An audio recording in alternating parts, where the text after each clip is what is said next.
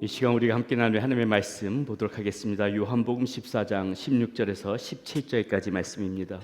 요한복음 14장 16절에서 17절, 무담께 우리 자리에 일어나셔서 저와 여러분들이 같이 한 목소리로 우리 봉독하도록 하겠습니다. 요한복음 14장 16절 17절 두 절의 말씀이기 때문에 같이 한 목소리로 봉독합니다. 함께 읽습니다. 내가 아버지께 구하겠으니 그가 또 다른 보혜사를 너희에게 주사 영원토록 너희와 함께 있게 하리니 그는 진리의 영이라 세상이 능히 그리 받지 못하나니 이는 그리 보지도 못하고 알지도 못함이라.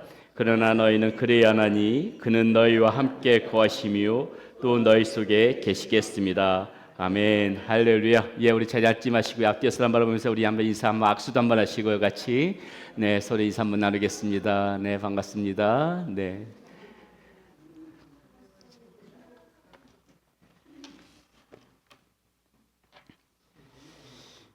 우리는 2026년 들어서 올해 우리 교회 비전에 맞추어서 제자 시리즈를 가지고 말씀을 계속 나누고 있습니다. 오늘날 그리스도인이라고 불려지는 많은 사람들, 그런 사람들이 많지만은 사실상 많은 분들이 이 무리의 틀을 벗어나지 못하고 있는 현실 앞에서 이제 좀 더 우리가 앞으로 나아가서 이 제자의 삶은 어떤 삶일까? 이게 제자의 삶으로 좀 나아가야 되는데 이런 고민 끝에 우리가 이렇게 말씀을 함께 나누고 있는 것입니다. 다행히 그 제자의 삶이라는 거, 그 길은 숨겨진 길이 아니고요. 성경 여러 곳에서 제자의 삶이 어떤 삶인지 우리에게 여러 군데서 말씀해 주고 있음을 볼 수가 있습니다. 그동안 나누어왔듯이 예수님께서도 이 제자는 이런 모습이다 하고 말씀을 여러 차례 하셨고요. 또 성경을 살아간 그 길을 걸어간 많은 성경의 인물들을 통해서도 우리는 제자의 삶을 보게 됩니다. 비록 쉽지 않은 길이지만은 그래도 이렇게 나아갈 방향을 알 수 있는 이정표와 같은 그런 말씀들을 우리가 이 말씀을 통해서 볼 수 있기 때문에 우리는 오늘도 그 가운데서 방향을 잡고 이렇게 그 길을 배우면서 갈 수 있다는 것이 얼마나 감사한지 모르겠습니다. 오늘 우리에게 주어진 본문 말씀 속에서도 우리는 이 무리와 제자가 어떠한 면에서 구별되어질 수 있는지를 알 수 있을 만한 그런 대목이 아주 중요한 대목을 만나게 되는데요. 바로 성령님에 관한 말씀입니다. 오늘 본문 17절에서는 이 무리와 제자를 가름할 수 있는 중요한 그런 말씀을 예수님께서 이렇게 말씀해 주시고 있는데요. 그 내용을 한번 같이 함께 읽어보도록 하겠습니다. 요한복음 14장 17절입니다. 함께 읽습니다. 그는 진리의 영이라 세상은 능히 그를 받지 못하나니 이는 그를 보지도 못하고 알지도 못함이라. 그러나 너희는 그리 아나니 그는 너희와 함께 거하시며 또 너희 속에 계시겠습니다. 아멘. 예, 주님께서는 지금 말씀하시죠. 세상은 진리의 영이신 성령을 보지도 못하고 알지도 못할 것이다. 그런데 너희는 그를 안다. 너희는 그분이 누군지 안다. 그분은 너희와 함께 하시는 분이시고 너희 속에 계신 분이시다. 이렇게 주님께서 들려주고 계신 것입니다. 우리는 이 주님의 말씀을 근거로 무리와 이 제자가 어떻게 다른지를 알 수 있습니다. 무리는 성령님에 대해 잘 모릅니다. 알고 싶어 하지도 않습니다. 그러나 제자는 이 성령님을 압니다. 만약에 지금 이 자리에 앉아 계신 여러분들이 이 성령님을 인정하고 계시다면, 성령님이 계시다는 것을 인정하고 계시다면 여러분들께서는 이미도 그 성령님이 여러분 안에 계시다는 것을 알아야 되는 것이고요. 그리고 여러분들 가운데 그 성령께서 거하고 계시다는 것을 여러분들은 알아야 되는 것입니다. 이것이 무엇을 의미하는가? 그전에는 우리가 비록 무리의 틀을 벗어나지 못하고 살아왔는지는 모르겠지만, 그전의 삶은 그러한 삶이었는지 모르겠지만은, 그러나 여러분들이 이 예수 그리스도를 영접한 순간, 그리고 이 성령님께서 계시다는 것을 인정하는 순간, 그리고 성령님을 여러분들이 정말 갈망하는 그런 순간에 우리는 이미도 무리의 틀에서 벗어나서 제자의 길을 걸어가고 있는 중이라는 것을 여러분들은 아셔야 된다는 것입니다. 그래서 아마도 저와 여러분들은 지금 무리와 제자가 있다면은 그 사이 어디쯤에 아마 서서 걸어가고 있는 중이라고 보시면 됩니다. 그 지점이 어느 지점인가는 분명히 지금 저와 여러분들이 있다는 것이죠. 무리의 길에서 벗어나서 제자의 길로 가는 과정 그 어딘가쯤 저와 여러분들이 있다는 것입니다. 그러면 우리가 이제 더 깊이 제자의 길로 들어가기 위해서는 우리의 삶의 중심에 모셔드린 바로 이 성령님을 더 깊이 알아야 되는 것이고 더 많이 의지해야 하는 것이고 그리고 그분께서 주시는 능력과 힘을 가지고 살아가는 것이 우리의 삶에 있어서 너무나도 중요하다는 것을 저는 이 시간에 여러분들께 말씀드리고 싶습니다. 예수님께서도 바로 그 점을 정확하게 증언해 주십니다. 14장 26절 말씀 다시 한번 우리 같이 함께 읽어보도록 하겠습니다. 보혜사 곧 아버지께서 내 이름으로 보내실 성령 그가 너에게 모든 것을 가르치고 내가 너에게 말한 모든 것을 생각나게 하리라. 아멘. 예, 바로 이것이죠. 여러분, 성령으로 충만해진다는 것이 무엇이라고 생각하십니까? 여러분들은 무엇을 가지고 성령으로 충만하다고 말씀하십니까? 어떠한 영적인 체험을 하고 환상을 보고 방언을 말하고 이런 현상만을 가지고 성령이 충만하다고 보는 경향이 있습니다. 근데 그것도 분명 중요합니다. 그런 영적인 체험, 우리의 신앙생활에 있어서 도움이 되어지는 거 틀림없는 사실입니다. 저는 여러분들이 가급적이면 이런 체험적인 신앙도 많이 가지시기를 소원합니다. 하지만 그런 현상만을 가지고 제자의 삶이라고 단언할 수는 없습니다. 오히려 진짜 성령으로 충만한 사람은 바로 방금 전에 우리가 지금 읽었던 말씀처럼 성령님으로 인하여서 예수님의 이 말씀을 깨닫고 예수님의 가르침이 생각이 나서 그 말씀에 붙잡혀서 순종하면서 살아가고자 하는 사람, 바로 그런 사람이 진짜 성령이 충만한 사람인 것이고요, 제자의 길을 걸어가고자 하는 사람이라고 할 수가 있습니다. 어떤 특별한 영적 체험이 나에게 없다 할지라도 이 주님의 말씀 때문에 오늘 나의 삶의 어떤 선택에 있어서 떨리고 두려워하는 마음으로 결정하면서 살아가는 것, 저는 그런 분들이 진짜 성령이 충만한 분들이시고 제자의 길을 추구하시는 분들이라고 믿습니다. 그러므로 다시 말씀드리건대 우리 가운데 계신 이 성령님의 음성에 귀를 기울일 줄 알고 성령님의 능력을 의지하면서 살아가는 것이 중요합니다. 계속해서 우리의 삶 가운데서 이 마음으로나 생각으로나 성령님에 대하여 목마르고 그리고 갈망할 줄 아는 그러한 자세가 우리 가운데 필요합니다. 목마른 사슴이 시냇물에 찾아 헤매이듯이 그렇게 성령님을 목말하고 기다리는 자에게는 반드시 성령님께서 여러분들 가운데 친밀하게 다가오실 것이라고 저는 믿습니다. 그래서 그 분의 능력대로 살아갈 때 우리는 살아가면서 실수도 좀 줄일 수 있는 것이고 그리고 훨씬 더 힘도 들지 않게 되어지는 것입니다. 가끔씩 드라마를 보다 보면은요, 방금 출발한 이 엘리베이터를 따라잡기 위해서 계단을 올라가거나 내려가는 사람들이 있습니다. 뛰어서요. 그 엘리베이터를 출발한 엘리베이터를 잡기 위해서. 그런 드라마에 그런 장면 많이 나오죠. 온 힘을 다해 헐떡거리면서 그 엘리베이터를 따라잡아보려고 하지만은 엘리베이터보다 빠르기도 힘들 뿐더러 힘은 힘대로 다 빠지죠. 겨우 도착해서 헐떡거리면서 엘리베이터로 타고 온 사람을 간신히 붙잡아 보지만은 그 엘리베이터를 타고 온 사람은 아주 평안하지만은 계단을 뛰어서 온 사람은 어떻습니까? 헐떡거리면서 안쓰러울 정도로 힘들어 보이죠. 여러분, 이것이요, 저는 그 장면을 보면 바로 이 장면이 생각나는 것입니다. 이것이 자기 힘으로 뛰는 사람과 이 성령의 엘리베이터를 타는 사람의 어떤 극명한 차이라고 볼 수가 있다는 거죠. 우리는 자꾸 성령님의 역할을 넘봅니다. 자꾸 내 힘으로 하려고 합니다. 성령의 엘리베이터보다 빠르게 가보겠다고 열심히 뛰어서 계단을 올라가지만은 그런 시도를 하면 할수록 자꾸 우리는 제풀에 지쳐버린다는 거죠. 하지만 제자는요, 이 성령의 엘리베이터를 탈 줄 압니다. 마찬가지로 성령의 능력으로 충만하지 않고서 이 예수님을 따르려고 해보지만은 오래지 않아 여러 가지 증상이 나타나 버리죠. 지쳐버리고 짜증이 날 때도 있고 화가 날 때도 있는 것입니다. 이번만큼 내가 정말 다를 것이다 굳은 결심을 해보지만은 작심삼일일 때가 있습니다. 내가 다시는 쉽게 흥분하지 않을 거야.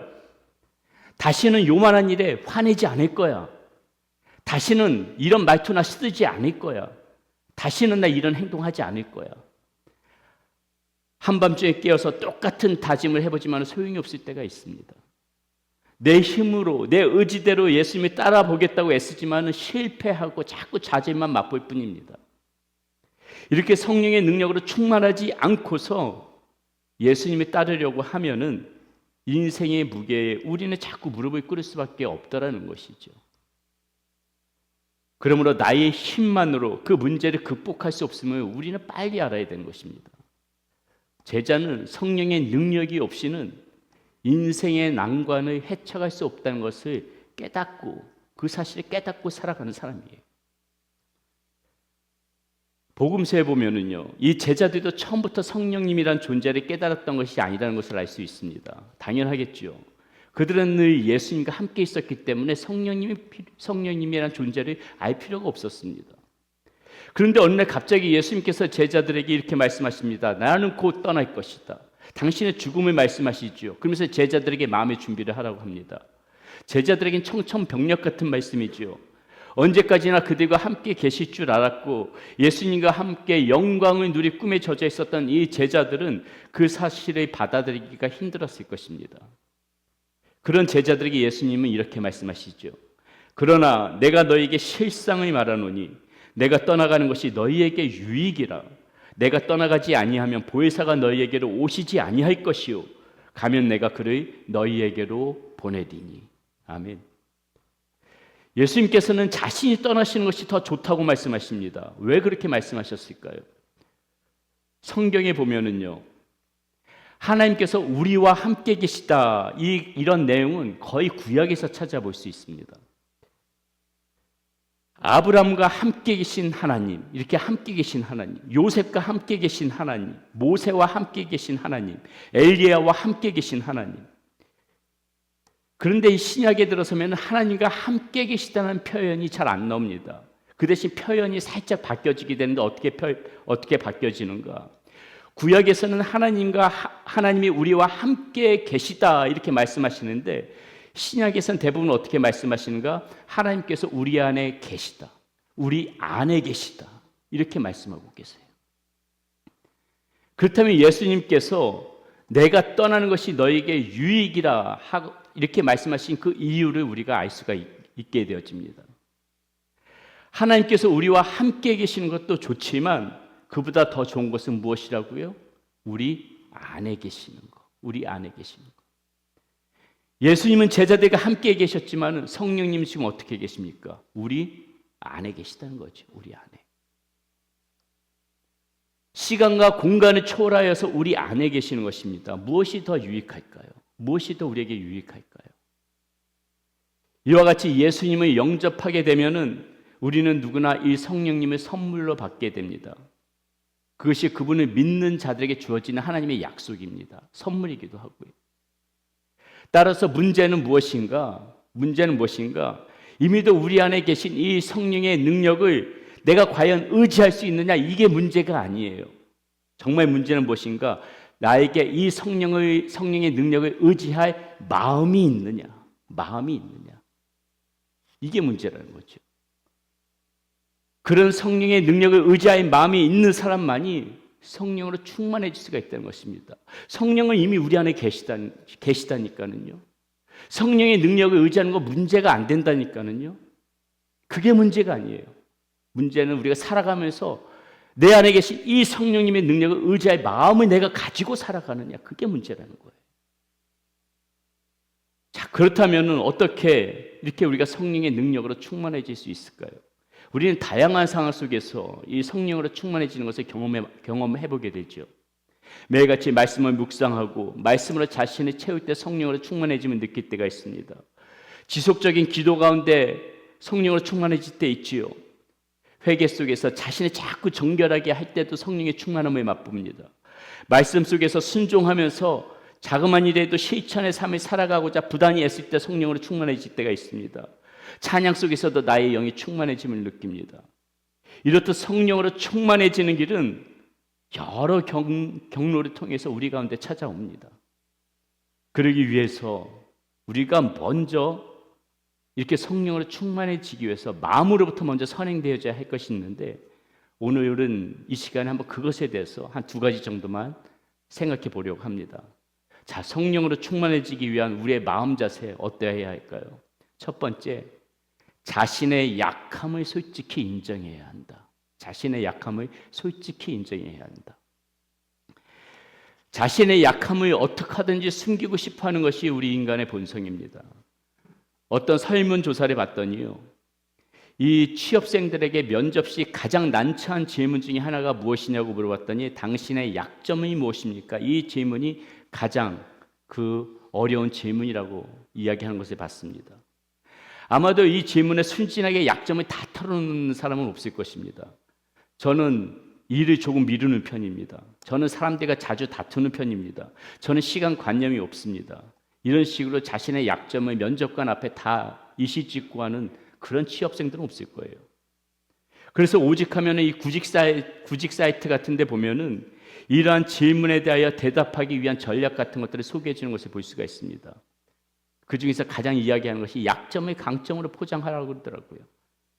그래서 일을 조금 미룬 것이 약점이다 하면은 저는 일을 신중하게 처리하는 경향이 있어 조금 일을 늦게 마무리 짓는 편입니다. 이런 식으로 대답해야 한다고 가르쳐 줍니다. 왜 이렇게 포장하는 것입니까? 어떻게 하든 자신의 약점을 들키고 싶지 않은 것이에요. 100번 양보해서 사회생활에서는 얼마든지 그럴 수 있습니다. 경쟁사회에서 나고하지 않기 위해서 자신의 약점을 강점으로 포장하는 것 좋은 전략일 수 있고 흉이라고 할 수 없습니다. 그러나 신앙에 있어서 나의 약점을 포장하는 것은 전혀 나의 신앙에 도움이 되지 않습니다. 물론 사람 앞에서 자신의 약점을 내보이라는 그런 말은 아니에요. 오히려 사람 앞에서는 마찬가지로 굳이 자신의 약점을 들춰낼 필요는 없습니다. 공동체 안에서 말 한마디, 행동 하나가 이 다른 이들에게 부담이거나 상처가 될 수 있기 때문에 때로는 자신의 그 연약함, 약함을 절제해서 그렇게 표현하는 것이 지혜일 수 있습니다. 믿음이 약한 이들에게 혼란을 주거나 공동체에 덕을 세우지 못할 상황이라면 굳이 자신의 약점을 들춰낼 필요는 없다는 것이죠. 하지만 하나님 앞에서는 절대로 감추거나 포장해서는 안 돼요. 마음속에 숨겨둔 생각과 동기까지도 다 헤아리시는 분이 우리 하나님이십니다. 우리가 입술로 고백하기 전에 모든 것들을 다 알고 계시는 분이 우리 하나님이세요. 그러므로 전능하신 하나님 앞에서 우리의 약함을 숨긴다는 것은 사실상 아무런 의미가 없습니다. 그것은 오히려 하나님의 기만하는 행위이기 때문에 죄만 더할 뿐이죠. 오히려 하나님께서 기뻐하시는 것은 무엇인가? 우리의 강함이 아니라 오히려 깨지고 낮아진 그러한 심령으로 주님 앞에 나가는 걸 하나님께서 훨씬 더 기뻐하세요. 기도하지 않아도 난 할 수 있다. 이 문제는 내 경험과 능력만으로도 충분하다. 이렇게 말하는 사람이 아니라 주님, 저는 연약합니다. 주님이 붙들어 주시지 않으면 저는 무너집니다. 주님이 아니면은 전 너무나도 부족하기 때문에 할 수가 없습니다. 이렇게 고백하는 사람, 항상 보면은 이렇게 고백하는 사람을 통해서 하나님께서 역사하시더라는 것이죠. 그래서 사도 바울은 로마서 8장 26절에서 분명히 이렇게 말씀하시죠. 이와 같이 성령도 우리의 연약함을 도우시나니 우리는 마땅히 기도할 바를 알지 못하나 오직 성령이 말할 수 없는 탄식으로 우리를 위하여 친히 간구하시느니라. 우리의 연약함을 도와주시기 위해서 성령께서는 존재하고 계시다는 거예요. 여러분 기억하시기 바랍니다. 성령의 능력은 강한 사람 가운데 임하는 게 아니에요. 강한 사람 가운데 성령의 능력이 임하는 게 아닙니다. 오히려 이렇게 자신의 약함을 인정하고 하나님 아니면 안 됩니다. 주님이 도와주시지 않으면 저는 할 수 없습니다. 저 같은 사람이 무엇을 할 수 있습니까? 이렇게 무릎 꿇고 주님 앞에 두 손 들 때 그때부터 성령의 역사는 시작되어지기 시작합니다. 빈 그릇에 물을 채울 수 있듯이 그렇게 humble 마음에 비어있는 가슴에 헛헛한 가슴에 그 가운데 성령님께서 임하신다는 것이 스스로 가득 차 있다고 생각하는 사람에게는 더 채울 공간이 없습니다. 성령님께서 임하실 자리가 없는 거예요. 그러므로 우리가 약함을 인정한다는 것은 지금 나에게 하나님의 도우심이 필요하다는 고백이기도 한 거예요.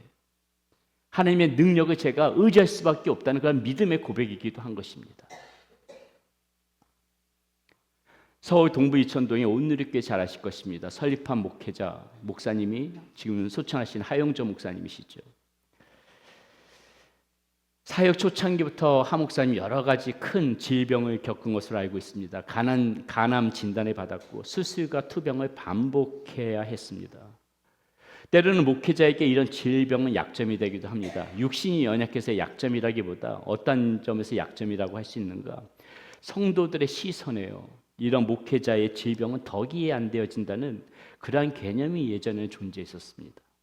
물론 지금이야 그런 인식들이 많이 사라졌지만은 예전에만 해도 목회자나 이런 사모님 중에 중한 질병에 걸리면은 능력이 없고 믿음이 없는 목회자로 치부되어져서 병이 있음에도 병을 숨기면서 살아가야 했던 그런 선배 목사님들, 사모님들 많이 봤습니다.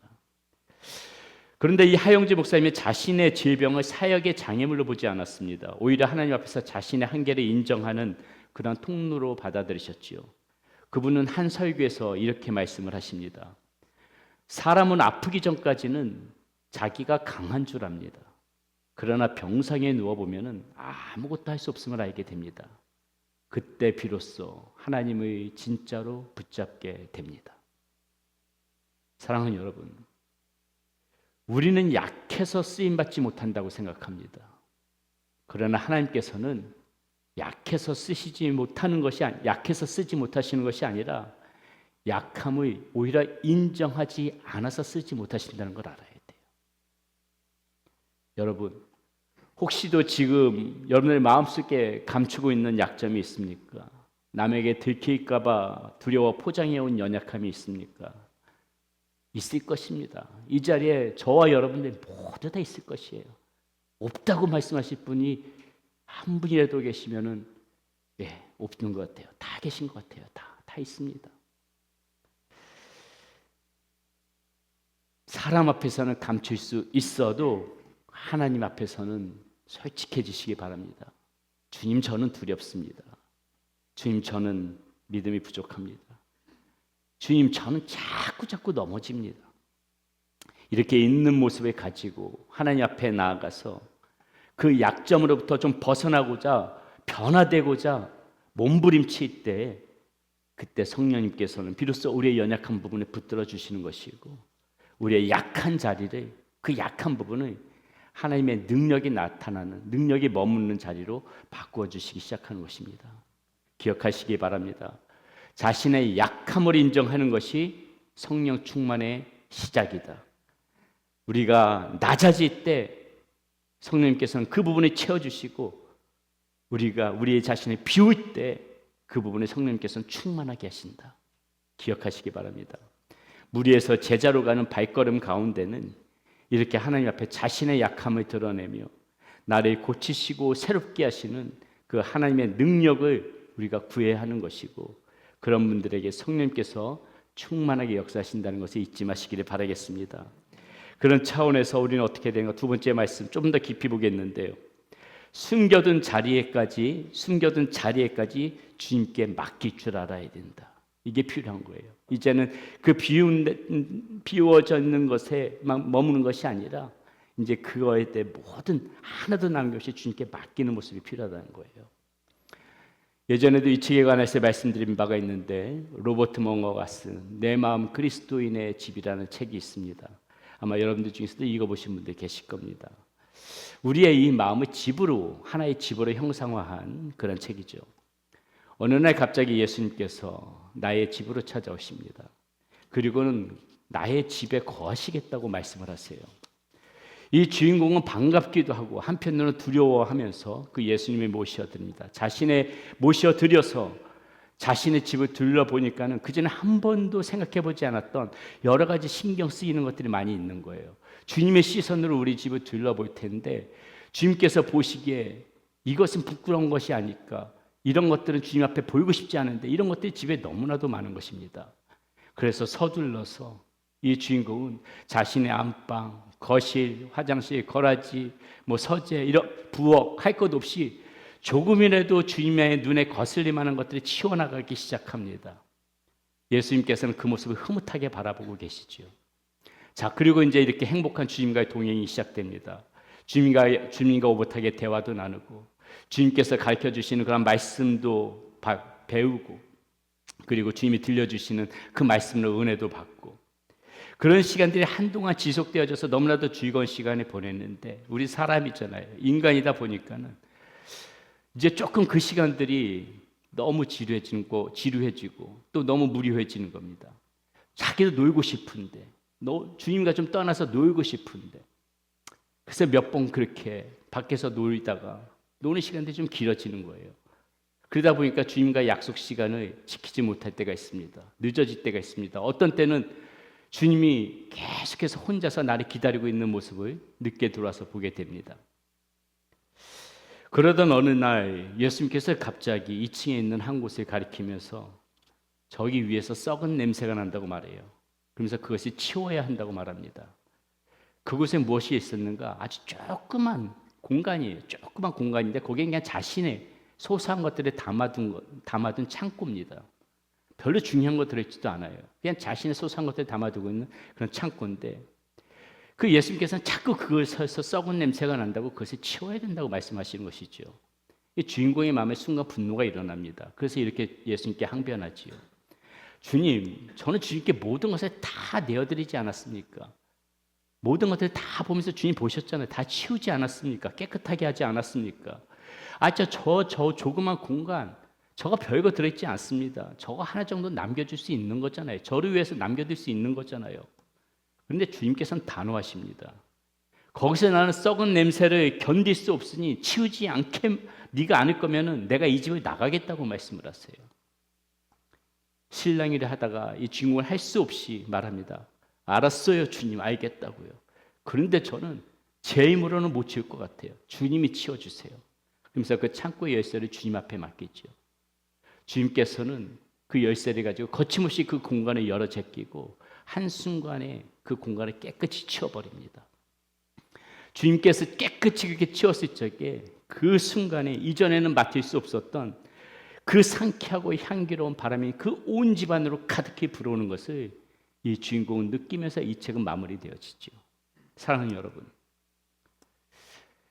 성령으로 충만해지려면은 우리 가운데 이와 같이 숨겨둔 공간에도 그 공간마저도 주님께 맡겨야 하는 그 모습이 필요해요. 남겨두고 싶은 공간, 이 부분 주님 앞에 헌신도 많이 하고 봉사도 많이 하고 하라는 거 다 하잖아요. 주님께서 말씀하라는 거 다 하잖아요. 근데 요 정도는 좀 주님 참아줄 수 있지 않아요? 주님이 요 정도는 그냥 제가 하고 싶은 대로 해도 주님 이해해 줄 수 있는 부분 아닙니까? 우리 보통 많이 이렇게 신앙생활 하는데, 근데 주님은 그렇게 말씀 안 하신다는 거죠. 요 숨은 조그만 공간, 조그만 공간 하나라도 주님께서는 그것을 용납하지 않으시는 거예요. 나한테 내어달라고 말씀하시는 분이 주님이라는 것이에요. 그래야만 남김없이 그 비어진 공간이 성령님으로 채워지는 것이고, 그 공간마저 맡겨야지 너의 이 온 마음 가운데 시원하고 상쾌한 바람이 불어갈 것이다. 여러분, 성령님은 어느 부분은 충만히 임하고 어느 부분에서는 머물지 않고 그런 분이 아니십니다. 만약에 우리 안에 어느 부분에 나만의 공간으로 남겨두고 성령님을 이 부분은 성령님 들어오지 않으셔도 돼요. 거부한다면 성령은 우리 안에 결코 충만하게 임하실 수가 없어요. 그렇기 때문에 우리가 신앙생활을 잘하는데도 성령의 충만함이 없고 성령의 능력이 자꾸 없다면 무엇을 생각해 봐야 되는가? 내가 아직까지도 주님 앞에 내어드리지 못한 조그만 공간은 없는가? 그것까지 신경을 써야 된다는 거예요. 그것까지 마음을 써야 된다는 거예요, 여러분.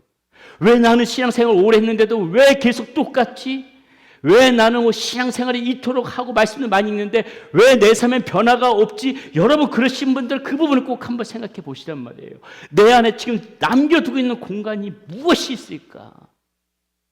저도 그렇고 여러분도 그렇고 우리가 넘어지고 우리가 자꾸 변함이 없는 것에서는 저는 그 부분에 영향이 있다고 보는 거예요. 자꾸 나만의 공간을 붙잡고 있으려고 하니까. 그걸 주님 앞에 내려놓지 않으면 힘들다는 거죠. 그거에 우리가 애를 써야 된다는 거죠.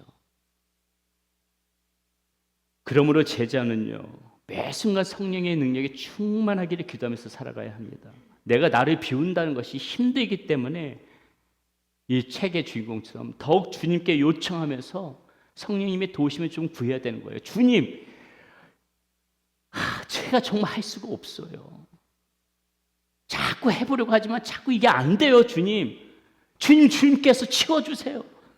제 능력과 의지를 해봤지만 자꾸 안 돼요. 성령님 저 좀 도와주세요. 약함을 도와주신다면서요. 우리의 연약함을 도와주시는 분이 성령님이라면서요. 성령님이 좀 도와주세요. 제가 치울 수 없으니까 주님이 좀 치워주세요. 이게 필요하다는 거죠. 처음에 그런 몸부림친다는 거 마치 옷에 맞지 않는 것처럼 옷이 몸에 맞지 않는 것처럼 부자연스러울 수 있습니다. 아기가 처음 걸음마 배울 때 보세요. 처음부터 잘 걷습니까? 계속해서 넘어지죠. 부자연스럽지요. 성령님의 능력으로 살아간다는 것도 마찬가지예요, 여러분. 처음에는 성령의 능력으로 살아보려고 하지만은 어느 순간 자신의 힘, 자신의 능력, 자신의 혈기가 얼마나 많이 튀어나옵니까? 부자연스럽지요. 그런데 부자연스럽다고 포기하지 말란 말이에요. 그럼에도 그분의 능력을 얻기 위해서 쉼없이 기도하면은 처음에는 이 어색하기만 하던 것이 당연한 것처럼 어느 순간에 차츰차츰 자리를 잡게 되어지는 거예요. 아기가 계속해서 넘어지면서 나중에 걸을 수 있듯이 내 부분에 자꾸 넘어지던 거, 안 되던 거, 이게 어느 순간에 계속 성령님을 붙잡고 성령님을 의지하고 도와달라고 요청하면서 몸부림치다 보면 어느 순간에 안 되던 것이 되어지는 거예요. 약했던 것들이 점점 강해질 수 있는 거예요. 그 과정까지 안 가잖아요. 자꾸 안 가잖아요, 우리가. 사랑하는 여러분, 우리는 재물의 신앙생활을 하다 보면요, 다 저도 마찬가지고 여러분들 마찬가지고 우리의 힘으로 하면은 100번이면 100번 다 넘어질 수밖에 없어요. 제풀에 다 넘어져요. 무리는 그런 거예요.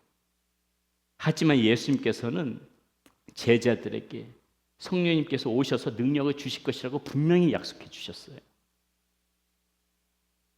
예수님의 제자는 그래서 성령님을 알고 그 성령님을 믿고 그 성령님을 의지할 수밖에 없는 게 제자예요. 그러므로 우리는 오늘도 우리 안에 계신, 여러분 우리 안에 계신, 저와 여러분 안에 계시단 말이에요. 그 안에 계신 성령님의 능력을 구하면서 살아가야 됩니다. 성령으로 충만해지기를 계속해서 구해야 됩니다. 그러면 성령님께서 구하는 자에게 반드시 필요한 힘과 지혜를 주실 것이라고 저는 믿습니다. 이번 한 주도 그런 성령님의 능력 가운데서 충만한 가운데서 승리하시는 저와 여러분이 되시기를 예수 그리스도의 이름으로 축원드립니다.